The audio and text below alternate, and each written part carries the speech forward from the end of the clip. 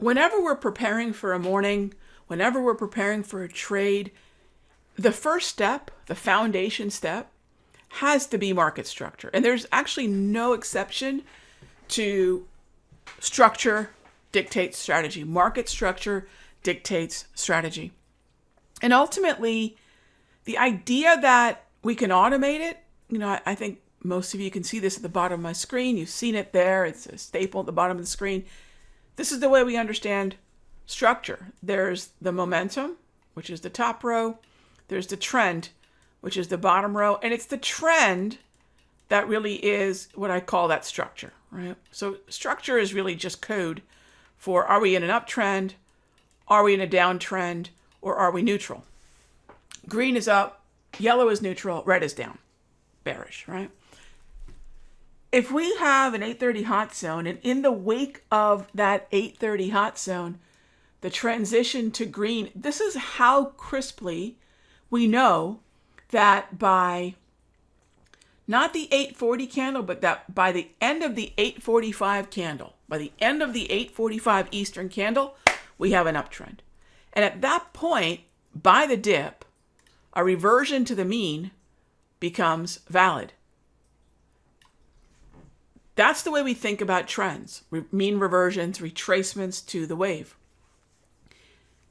The challenge is a lot of traders want to apply a strategy, but they don't always know whether that strategy is the right match for the underlying environment. So that's what this is all about. Counter trend trading is really at when we have this kind of setup. Look, I'm not a fan of counter trend trading anyways. Counter trend trading is really a revenge style. I'm not long, so therefore I must be short, right? So any trader who didn't get long here oftentimes gets stuck in the, well, one of these is going to be a short. One of these is going to be where the market reverts the mean or whatever, right? And that just, on a day like today, hasn't happened. There's a few other cues that have kept us bullish. The continuation of the market structure.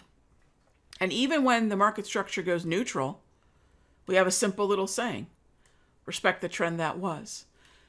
And this is the way, whether it's NASDAQ, the mini, whether it's NASDAQ, the micro, or whether it's QQQ, or whether the QQQ then gives us the choice of XLK, XLY, XLC, and then whether that then in turn gives us a choice for individual stocks, right? Apple, Microsoft, Amazon, Tesla, etc.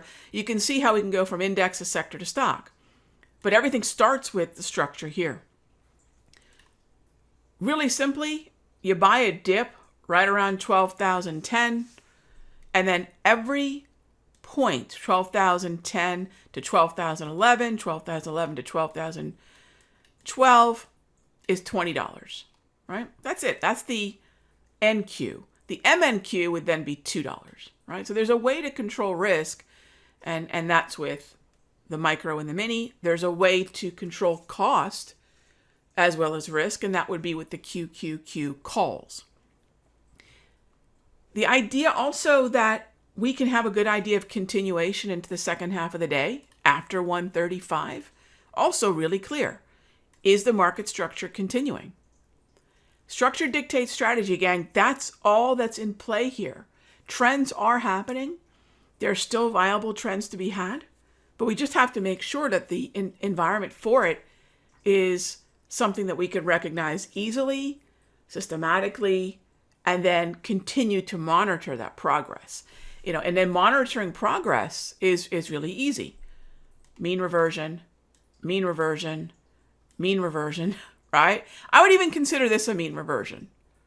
Even though the structure wasn't perfect, it's still a mean reversion. And then we can, as the day continues, we would just look for another mean reversion. And therefore, what we've done is we've automated, right? Not only the structure, we've automated the mean reversion, and then we can continue to monitor the mood of the market with just the steady string of green grab candles. And when the blue does arrive, you'll notice it's we had 5 blue grab candles since 8:30 this morning. What does that tell you? Is this where we want to short? Not unless we hate our money, right? And this is how trend following works. Identify the market structure and continue to confirm that that's the structure. Now, this doesn't matter if it's a 5-minute chart, doesn't matter if it's a 1-hour chart, doesn't matter if it's a daily chart. It just doesn't matter. This process will continue to give us that kind of clarity. That's the kind of clarity we need. So now you think about it, okay, Rog, I've got another strategy that might be a trend following strategy. Cool. Maybe you like Fibonacci retracements. We call them pingalas, right? Maybe you love a pingala. Yeah? Those are all things that we need to think about when we're moving forward in any kind of trading and in any kind of market. Doesn't matter if it's QQQs, XLK, Apple. So let me just show you Apple here real quick. Same idea. A lot of volatility. We wait for the clarity. Do we get any clarity? What were we able to do? We avoid Apple. Okay, well, that's all right. What about Microsoft? Do you see how Microsoft? I don't have to guess at which stock is going to behave. We put the tops on there.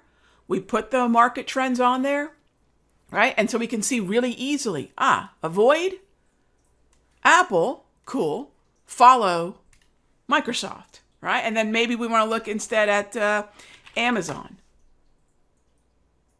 Do I want to do Amazon the same way? That same treatment of buy the dip? Maybe, maybe not. Is the afternoon as good? It's not, right?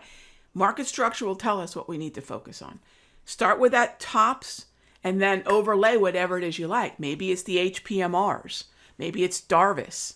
Maybe it's the oversold, overbought, slow stochastic, right? We can then pick much more tactically the indicators that will work best. That's at the heart of everything we do. Hey traders, Raghee from Simpler Trading. Thank you so much for watching this video. Be sure to leave a like and a comment below. And remember, subscribe and click the bell icon so you'll get notified of the next update. And when you're ready to join me for live trading, be sure to head on over to simplertrading.com. I'll see you in the next update.